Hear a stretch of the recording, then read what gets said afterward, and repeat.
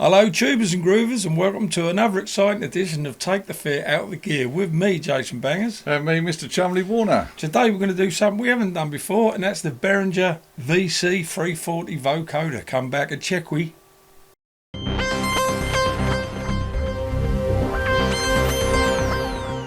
Simon, I've had this for best part of a year. Why haven't we filmed this thing? We forgot about it. I don't know. It's sitting in the studio in the corner hiding, I think. Okay, so confession time. I guess we just didn't think it was really interesting enough to film because everybody's done them, which we say a lot on our videos. But there's a few important facts though, because when you think about vocoders, what a vocoder basically does, it takes it uses your voice as like a carrier wave to modulate your synthesizer. That's for the easiest way, and Jay's going to demonstrate right now.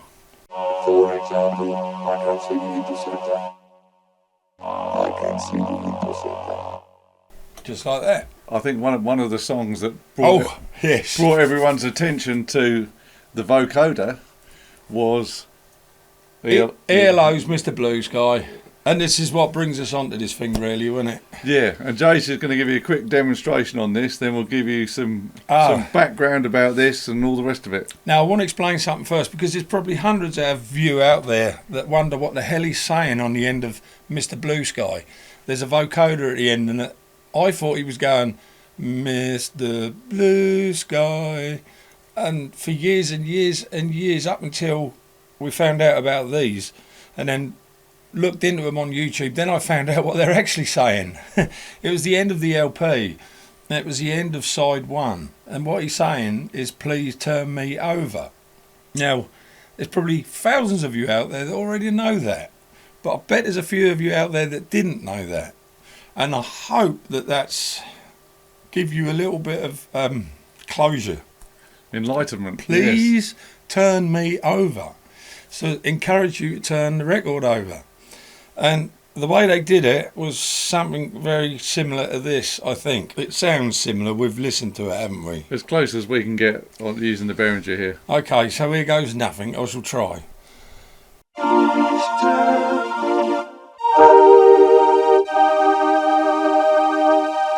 Spot on. Well, and that's what they did at the end of the record. Now, the pads and that you're hearing, they're sort of ghosted under all the music and all the orchestral stuff that's going on. So don't think this made all those noises that you're hearing. It didn't. It was just used for the... However, it wasn't this actual model.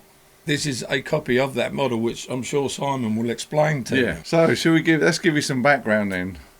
So this, the Behringer is based on a Roland, let's have a look, VP340 Vocoder. Naughty. Yeah. We love you, Behringer, we do. The thing about that is, I had a look on eBay earlier, and if you want one of the original Rolands... Here we go. You're looking at about £2,000. That's if you can get one. There was two or three on eBay ranging between £2,000 and £3,000. And good golly, Miss Molly. Yeah, I think the original price on the Behringer when they first came out was about $460, but I think deals at the moment $395. And I say we found a second-hand one on eBay. You're looking at about $250. So it's well. I bought that brand new, didn't I? I can't remember how much I paid for it. It was $300 or something. I think you paid about $399. I think that's really kind of similar to what they were at the moment. They've come down from $460. I thought it was about $350, but obviously they never come down that cheap. But there you go. That's just my memory of it. I don't. It may do, because as we always say, if Behringer does it cheap when they bring it out, go for it. Buy it. Because it will only go one way, possibly. And I did. That's the only thing I didn't buy second hand, I think. So what does it give you then? So it's an analog vocoder, and you can see on here you've got another set apart from the vocoder section. You can add like a human voice, you can add strings, and then this ensemble part is like a bucket brigade. I can't even say that, bucket brigade chorus, famously used on the Roland one. Backup brigade. That's it. And obviously on the back you've got your mic input, so you can use your voice as like a carrier to trigger the synth voices. You've got quite a nice keyboard. This is 37 key semi-weighted keys. It's a nice keyboard. Yeah, I've actually gigged this. Did you know that? Yeah, I gigged it. I remember you with the telling me. copycats, yeah, and it was stunning. It really was. Yeah, it is a nice, and it's so well built as well. It's quite heavy. It is heavy. It's in a nice metal frame. Obviously on the back you've got your outputs, you've got your USB Midi, you've got your 5-pin Midi. Is that real wood or plastic on the side? I don't That's know. plastic, I think. Yeah, possibly. Looks yeah. like wood, feels like wood, sounds like plastic.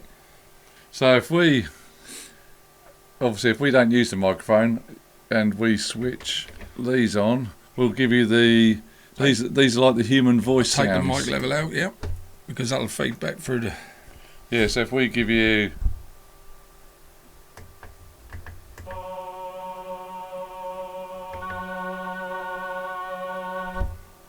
You get the idea.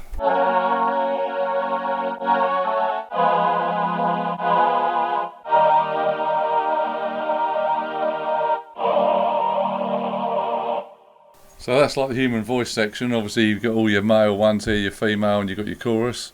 And if we turn these off, you've got your string section, lower and upper.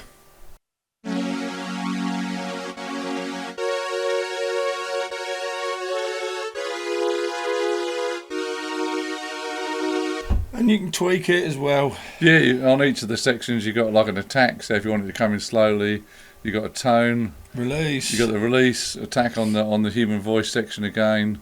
You've got a mix between, that's your mic level to go in on the vocoder, you've got your tone. Vibrato here. And then you've got your section here, so that's your mix between your strings, your human voice. And if you want to hear some of your actual microphone, which is nice to mix in on some things.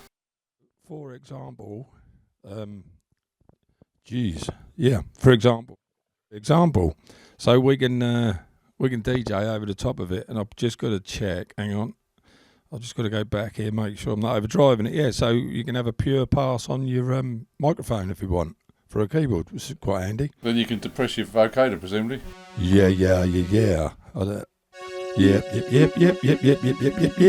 But we've got a mix of the both at the moment, so you'd have to take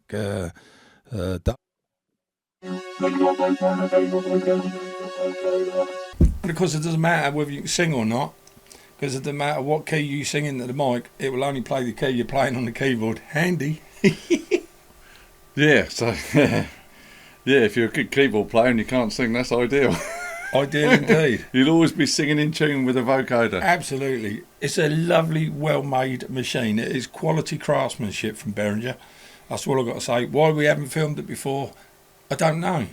But a couple of little things there really about the ELO thing, which I think is probably the most important, and I think you might agree with me, especially if you didn't know what they were saying at the end, eh? I didn't. No, I thought it said Mr. Blue Sky. So did I for years.